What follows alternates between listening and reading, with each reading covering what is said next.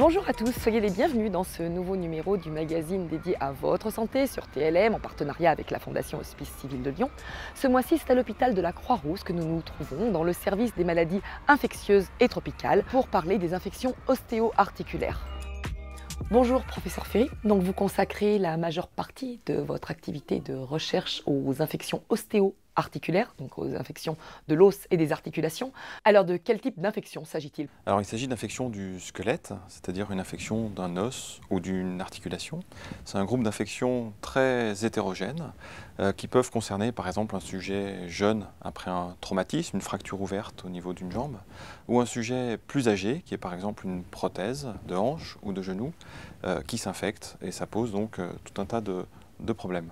Ces infections sont-elles fréquentes et comment sont-elles prises en charge? Alors c'est assez fréquent dans le sens où nous prenons en charge environ 500 nouveaux patients par an. L'origine des CRIOAC, des centres de référence, est en fait une demande à la fois de plusieurs associations et de patients avec des éléments médiatiques qui ont fait que c'est une infection qui est devenue une priorité nationale. Et donc on a un financement du ministère de la Santé qui nous donne ce label et qui nous permet de prendre en charge ces patients réellement de manière multidisciplinaire. Comment cela se passe-t-il? Vous organisez des consultations ensemble? Alors effectivement, le fait de voir le patient ensemble est essentiel pour les prendre en charge de manière multidisciplinaire. Dans certaines situations, on a une atteinte de l'os en profondeur qui peut être liée à une bactérie, qui peut être multirésistante. Donc ça fait appel à des antibiotiques particuliers. La reconstruction de l'os va faire appel au chirurgien orthopédiste. Et parfois cet os est dit exposé, c'est-à-dire qu'il n'y a plus de peau et de sous-peau dessus. Et donc là, ça fait appel à la chirurgie plastique, donc de reconstruction également. Et il faut savoir stratégiquement, pour individualiser la prise en charge, quel est l'ordre de ces différentes chirurgies. Et c'est vrai que c'est parfois assez complexe. Le risque d'infection suite à la pose d'une prothèse de hanche ou de genou a significativement diminué ces dernières années pour n'être aujourd'hui plus qu'à 1 ou 2% grâce à de multiples mesures préventives. Comme évoqué avec le professeur Ferry, dans le domaine des infections ostéo-articulaires, IOA, il est absolument admis de tous qu'une prise en charge multidisciplinaire, impliquant le chirurgien orthopédiste, l'infectiologue et le microbiologiste, est indispensable pour définir la stratégie de prise en charge, identifier les bactéries responsables de l'infection et proposer un traitement médical et chirurgical le plus adapté possible pour espérer préserver la fonction et obtenir la guérison. Pour mieux comprendre, rendons-nous à présent dans le service de chirurgie orthopédique. Alors bonjour professeur Lustig, quelles sont les infections osseuses et articulaires que vous rencontrez le plus fréquemment ici et à quoi sont-elles dues? Alors il y a deux types d'infections. Il y a les infections après les accidents, après la traumatologie, et puis il y a les infections après la chirurgie programmée, comme par exemple la chirurgie prothétique, où finalement il y a un pourcentage d'infections qui est faible, mais vu le nombre de prothèses qui est fait chaque année, fait que le nombre total de gens qui sont concernés finalement reste quand même assez constant. Et c'est quelque chose sur lequel on travaille également beaucoup. On parle souvent des problèmes du traitement de ces infections, mais il faut comprendre que l'infection, elle survient quand même le plus souvent au moment de l'opération, parce que c'est une porte d'entrée pour le microbe. Alors ce qu'on cherche ici avant tout, c'est d'éviter ces infections.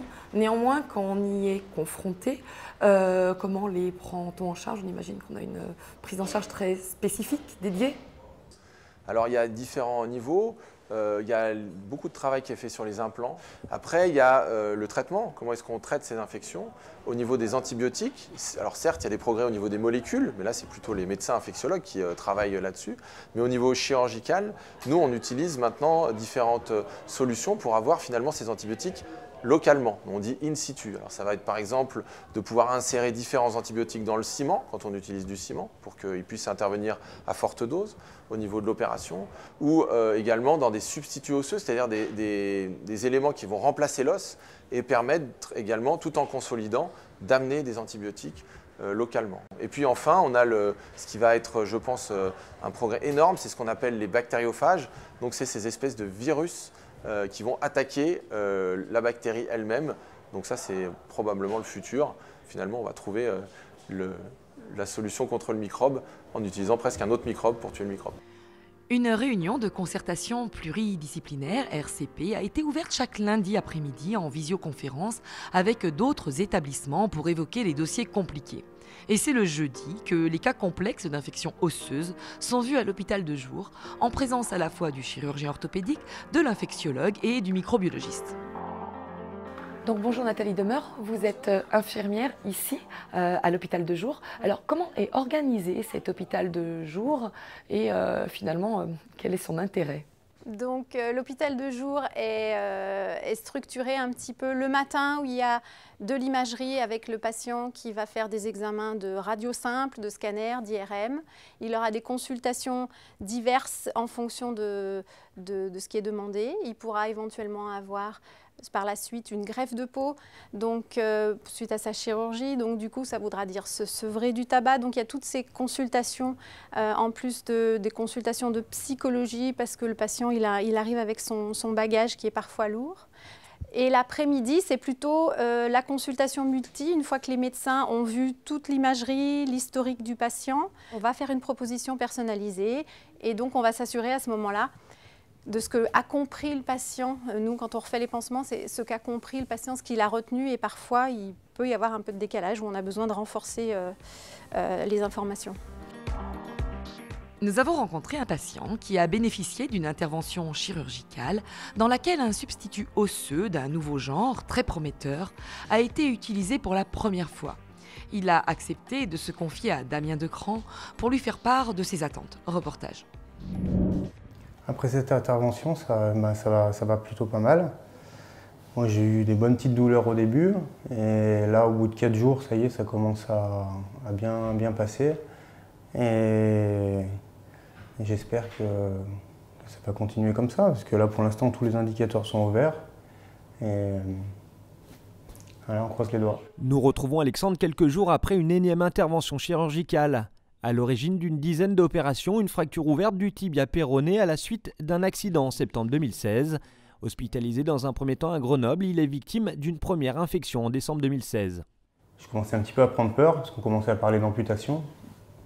Donc à ce moment-là, j'ai appelé mon chirurgien parce que j'avais déjà des problèmes au niveau de la hanche à cause d'un accident antérieur. J'ai appelé mon chirurgien, le docteur Taillot, à la clinique du Parc. Il m'a tout de suite convoqué. Il m'a présenté au docteur Reynaud également, qui venait d'ici justement.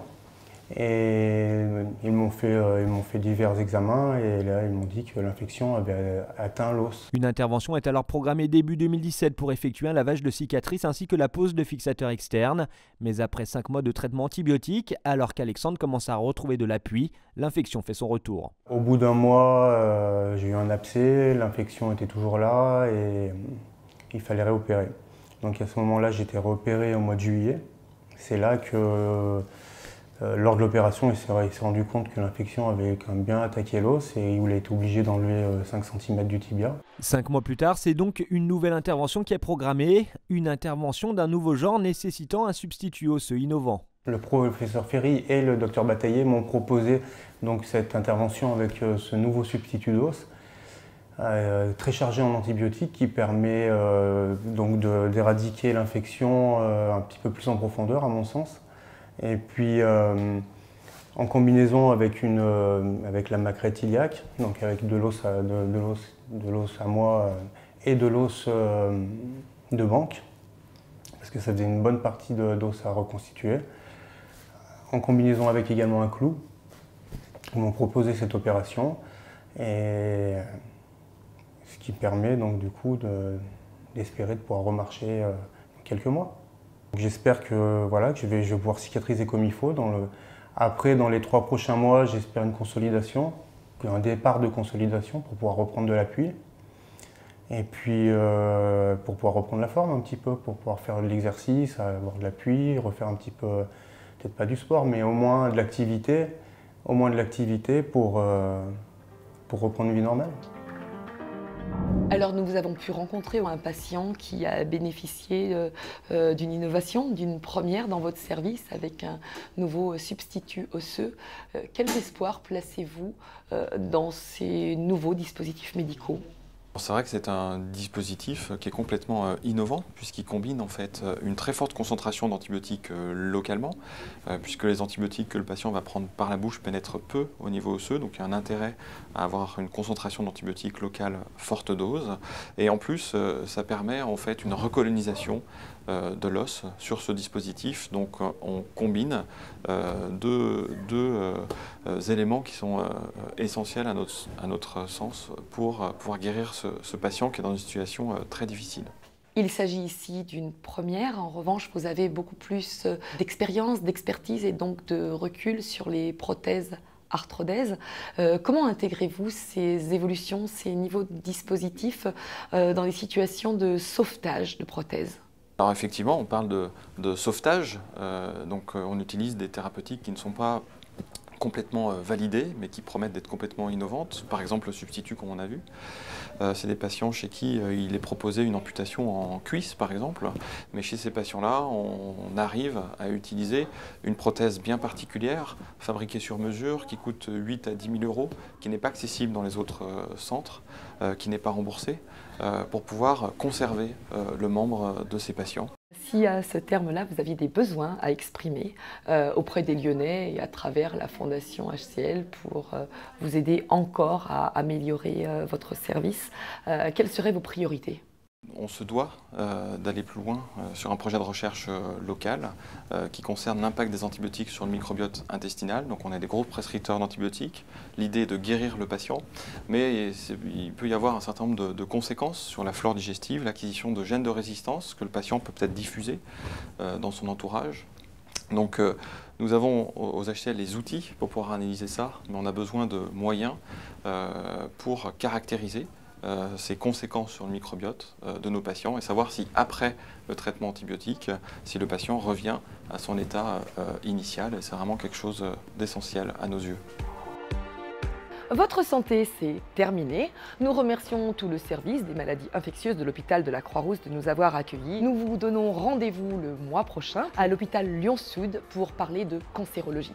Nous vous laissons à présent avec le message que souhaite vous délivrer Bruno Lacroix, le président de la Fondation Hospice Civil de Lyon. La maladie induit souvent des tragédies individuelles ou familiales. Si demain un de nos proches est malade, ne voudrons-nous pas que lui soient prodigués les meilleurs soins, qu'il bénéficie du meilleur accueil, du meilleur accompagnement. Soyons acteurs de notre santé. Donnons à la Fondation Hospice Civil de Lyon.